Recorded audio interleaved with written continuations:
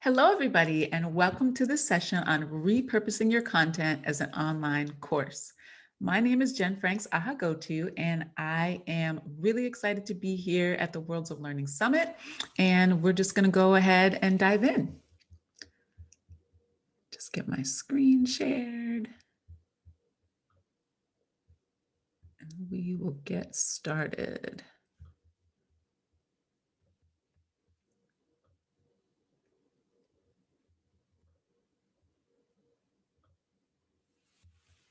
All right, awesome. So welcome to Calling All Content Creators, How to Repurpose Your Content into an Online Course. So I want to start off with this quote that I think is perfect when we're talking about repurposing content. The quote is, start where you are, use what you have, and do what you can. And I think that this is really important when we're thinking about all of the things that we have going on in our businesses, that it's really important to try to use whatever you already have and do as much with that as you possibly can. So that's what this session is all about. So the problem we're going to solve today is how to repurpose your content, the content you already have, instead of starting from scratch with an online course. So we're going to take care of that, make it nice and easy for you. So my first question for you is, which of these describes you? Are you a speaker, author, podcaster, YouTuber, blogger? Do you have a TV or radio show? Are you a membership owner, workshop facilitator? Do you have an amazing email sequence that goes out to your audience? If you are watching live, please put this in the comments. Let us know which of these you are. And if you're not watching live, I want you to think about all of the different places where you already have content that you could leverage for your online course. Now, at the end of this session, you are going to have a roadmap for how to repurpose your content into an online course, and one that your audience is going to love, because as you notice, as we go through, we're going to be talking about actually engaging your audience as you go through the process. And along the way, you're going to discover a couple of different things. One is why create a course. So you're here at this summit. And so, of course, you have a sense of why you would create an online course in general. But we're also going to be talking about why create a course as it's different from other kinds of content. I'm also going to share with you what I call my crystal clear course vision. And so once you have a sense of what it is that you think you'd like to do with your course, it's important to flesh that out a little bit more and get crystal clear on your draft for your course, so you have a sense of what you want to do. So we're going to talk through that as well. And then the last thing is I'm going to share some content specific considerations. So if you're a speaker, what should you be considering? If you have a book, what should you be considering when creating an online course? So a little bit about me before we get started. Like I said, my name is Jen Franks Ahagotu. I am the founder and CEO of the Course Creation Guide. I was a teacher and administrator for 15 years before coming online and learning a whole bunch about online marketing, put the two together. And so now I help entrepreneurs to create and launch a profitable online course. I've got done for you services and coaching services, and I'll give you a little bit more detail about those as we wrap up. So stick around to the end, because at the end, I'm going to share with you a link to get a free mini course so that you can actually take some of the information that we've talked about and apply it to your own situation afterwards. And I'm also going to share a little bit about my done for you service, if that's the route that you'd like to go. All right, so why create a course? Let's get into that first.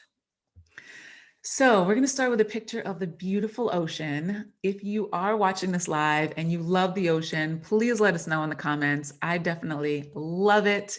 And I love it as a metaphor for what we're going to be talking about in this session.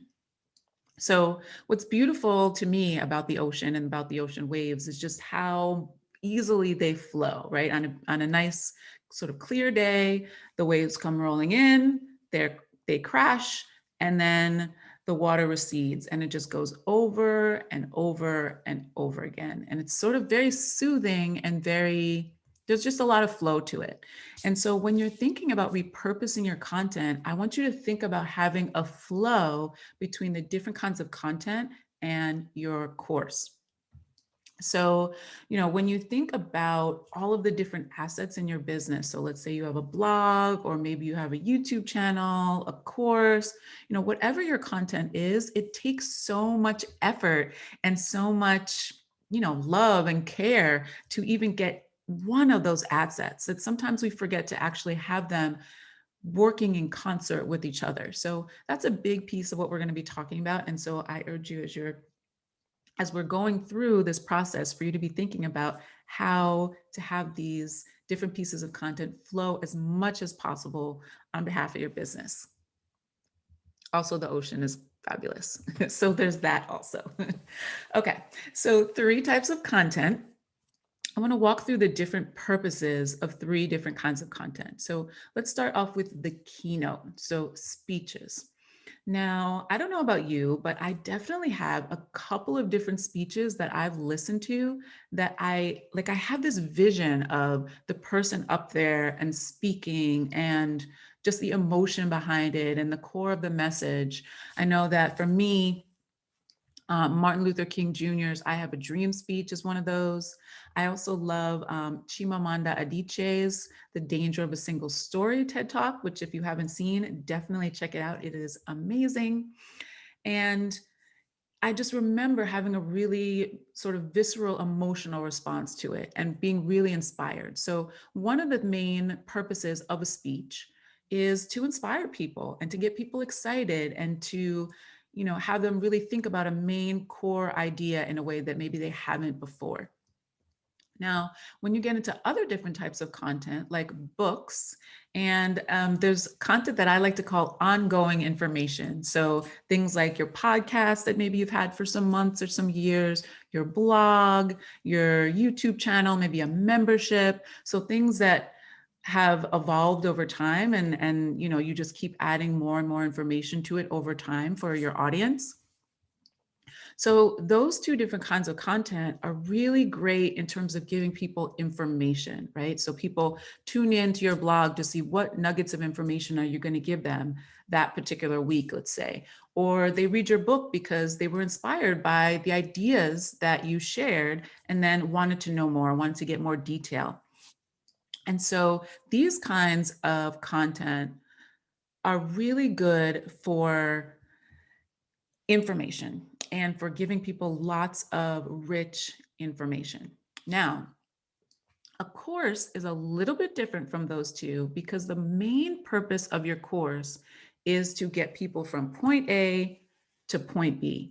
And it's all about people taking action on those ideas. So what you want to do is you want to take that, small bits of information and then have people act, and then give them that next bit of information and then have people act on that information. So not to say that you can't watch a keynote and have it completely transform your life, or a book, or whatever piece of content it is, but each of these different pieces of content, they serve a slightly different purpose. And the course is amazing because it's really all about having people take action. So just think about those, sort of the coordination of those things as you're thinking about the different kinds of content that you have in your business.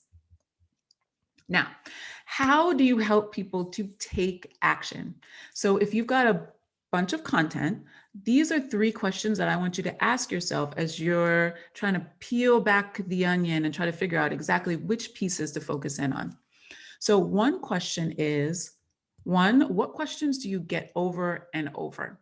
Those tend to be great.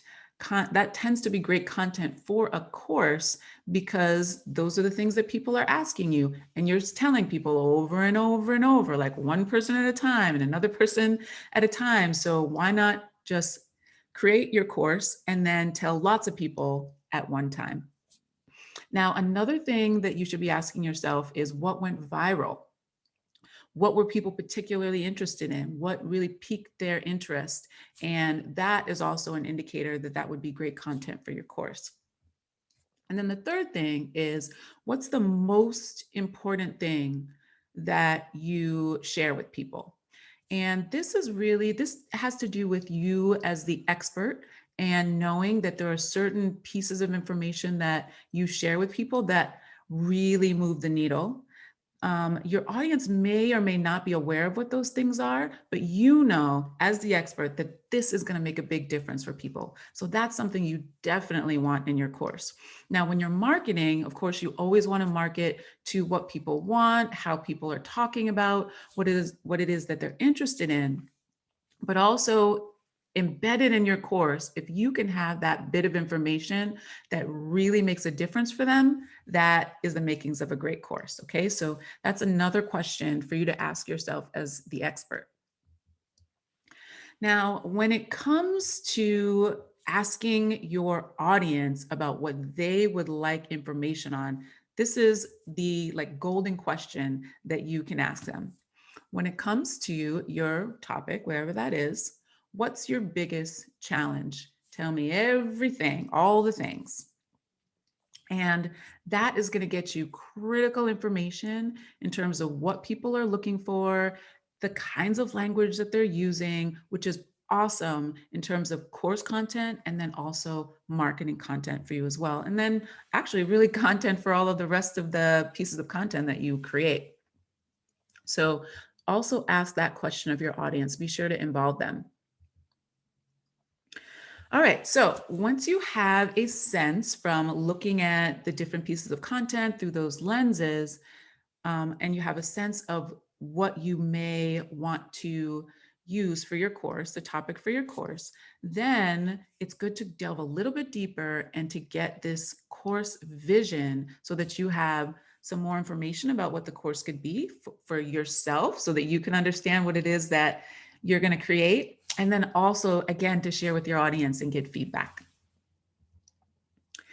Now, before we go into the details, I say this all the time to my own audience and to my clients, which is that clarity is queen. Clarity is queen. It is so important for you to get clear on what your course is about so that you can share that with other people and really connect the dots again around the content that you're creating. So do take this time. Know that it takes a little bit of time to get clear on what it is that you're doing. But once you do that, trust me, it makes a huge difference in terms of actually creating your course and, again, linking to your content. All right, so the crystal clear course vision, we're going to go through 5 different pieces of this, but the mini course that I am going to share with you all is at the end of the presentation, and that's going to help you go even deeper into all of these. So right now I'm just going to share with you, let you know what it looks like, and then if you're interested in actually doing it for yourself, then you can grab that mini course and go to town with that. All right, so we're going to go into 3 profitable course categories. We're going to talk about your ideal student, who that is, the result that you want to get that person, 3 to 5 big steps in order to get them that result, and then a potential name. So the 3 profitable course categories. So these course categories represent 3 categories where people spend a lot of time and a lot of money solving problems in these areas. So they're major categories. I'm sure you recognize how important these are to us as human beings: health, wealth, and relationships. So you can see a couple of different examples underneath these. If you are watching live, I'd love to know, for the topic that you're considering, does it fall under health? Does it fall under wealth, relationships, maybe 1 or 2 of them? So let us know in the comments. And then if you're watching on the replay, just have it in your mind that, okay, I've got a course in one of these categories, and that is a good way to start the validation process for your course. Now, after that, I want you to think about your ideal student. And I want you to think about that person in a couple of different ways. So one is the characteristics of that person, so the person that you help. And that's, most people think about their ideal student in those terms. You also want to think about the external problem that the person is having. So the problem that you can see, and I'll give you an example in just a minute. You also want to think about the internal problem, which is more about the feelings that that person is having about the problem that they are facing. And then you want to talk about, if they solve this problem with you, the things that they don't have to worry about. Okay, so it's basically talking about people's objections, and letting people know that they don't have to worry about the objections that they have. So let me give you an example so you know what I mean. All right, so let's say that you have an online course where you are going to be helping this type of person. Let's say a mom who is in her, let's say 30s or 40s. She has kids who are a little bit older and more independent, and she has been having trouble sleeping. Her main problem is that she does not get a good night's sleep. And now she finally has the opportunity to do that. Her family is a little bit more independent, but she still cannot manage a good night's sleep on a regular basis. Okay, so that's the person you might be helping. Now, in terms of the external problem is that this particular woman cannot get a good night's sleep on a regular basis. The internal problem may be something like she feels out of control in her own life because she's not able to do something as simple as just going to sleep, right? So that's sort of the feeling there, like a feeling of unrest, a feeling like, how come I can't do this very basic thing? And not feeling in control of just very basic things in her life. Okay, so that's more of the internal feeling piece. And then without is that she wants to do this. She wants to get a good night's sleep on a regular basis without having to, let's say, take medication in order to sleep. So those are the ways for you to think about breaking down that ideal student for your course. Right. So let's get into the result. Now, when it comes to the result that you're getting your students, I have a couple of suggestions for you. One is to make sure you are just focused on one result. So you may have tons of content, years of content. When it comes to your course and helping people take action, you want one result. And you want that result to solve their problem, of course, or give them a really important step along the way of solving that problem.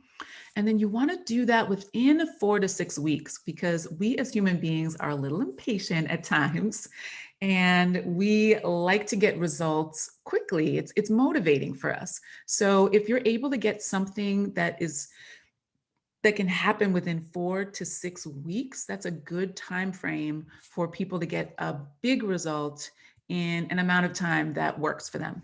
Okay, so, and then there are a couple of examples here that you can take a look at. Right, so that's what we think about when we're talking about results. Now, in order to get that result, your students have got to take some important steps.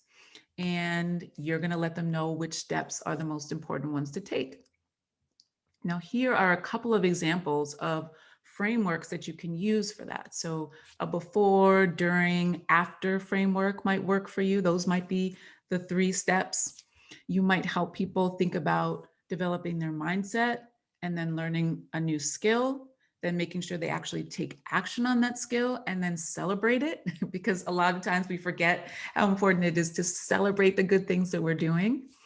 And then another kind of framework, you might have people think about their strengths, and then a challenge that they're having, and then how they can use those strengths to handle those challenges, and then how they can continue to do that on repeat.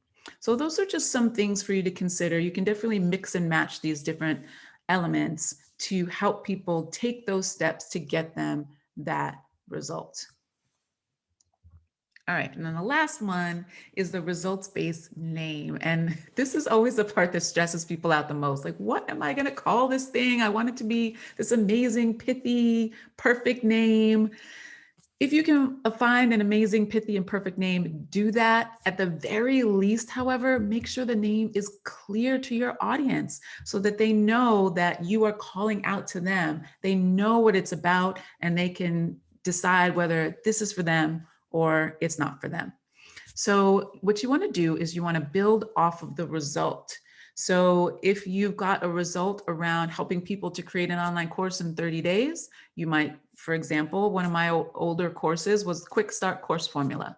Super simple. When you see it, you kind of get what it's about. Also keep your name short and clear. You can add some authority by using words like formula, process, program. And basically those are just indicators that you have given this some thought, that you haven't just, made something up on the fly, that this is something that you've really worked to create a structure and a process for people that is really intentional. So adding on a word like that at the end also lets people know that, that you care about them. All right. So we are going to get now into content specific considerations. So a couple of tips for different types of content.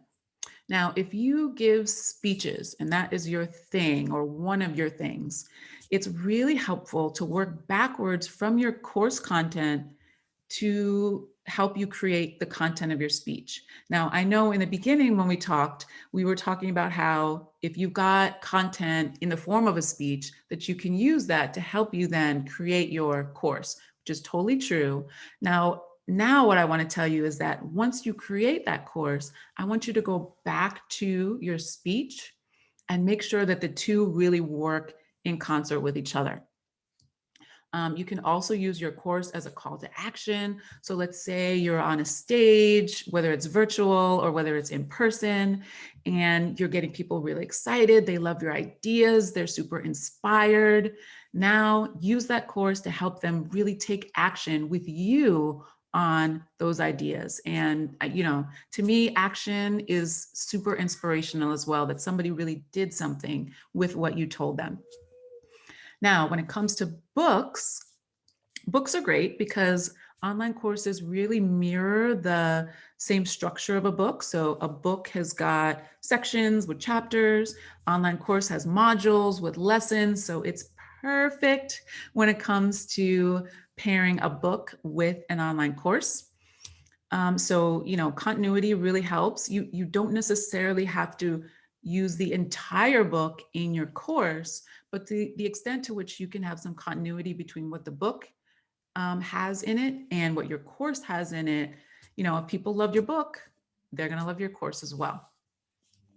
And then in terms of ongoing content, again, when you've got lots and lots of content over time, it's really important to focus on one big idea within that.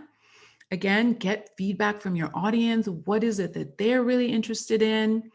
And if you have something like a membership, for example, a course is a really great way to jumpstart that membership. Because with a membership, you often have people at all different stages and engaging in different kinds of content. But if you have everybody go through a course in the beginning, it's like this shared experience that you have and shared language, and you can talk about the culture of your membership, and everybody has that experience and then can move forward in whatever way makes sense for them. So it's a great way for culture building in a membership. All right, so the very last piece, we're going to talk about taking action, of course, because we talked about how a course is all about taking action. So we're going to do a little bit of that as well. Now, many of you know, whether you have a course now or are considering it, that there's a lot that goes into creating an online course. So you've got to outline it, set up lead generation, sell the course, create the course, deliver the course. There's a lot. And some of you might be thinking like, help, like, I love the idea of a course. I really want to create another one, but it's a lot. Like, what am I supposed to do now? So I've got two different solutions for you, depending on which one you think is best for you. So you can get access to my crystal clear course vision mini course. If you have a suggestion for how to shorten that name, I would love that. It's a bit of a mouthful, but the content, I promise, is amazing. So the pieces that we just went through, the course categories, your ideal student, etc. If you go through the mini course, you'll get more detail on those, a nice little worksheet for you to figure out, for you to fill out. And that way you can take that first step to outline your actual course. So that's one thing that I want to offer to you. And the other thing that I want to offer to you, for those of you who are thinking, I would love to have a course, I am not creating it and launching it all myself. I have done for you services where we outline your course for you, we create your course launch sequence, we set up all the back-end tech, and we can set up your online course platform here on LearnWorlds. We also help out with photography, not even help out. We do the photography for you, videography, graphic design, and we take very good care of you as you are launching your course. So if that is of interest to you, that's another way for us to continue the conversation. So here are the links to the mini course. If you're interested in done for you course launch services, you can go to my website, jenfranksahagoto.com. And that is the end of the presentation. I hope that it was useful to you. I hope that you got some good information, even if you just got a little bit of information that can make a big difference for you. I hope that that was the case, and I look forward to seeing you in the mini course, or hopefully helping you launch your course. So take care, everybody.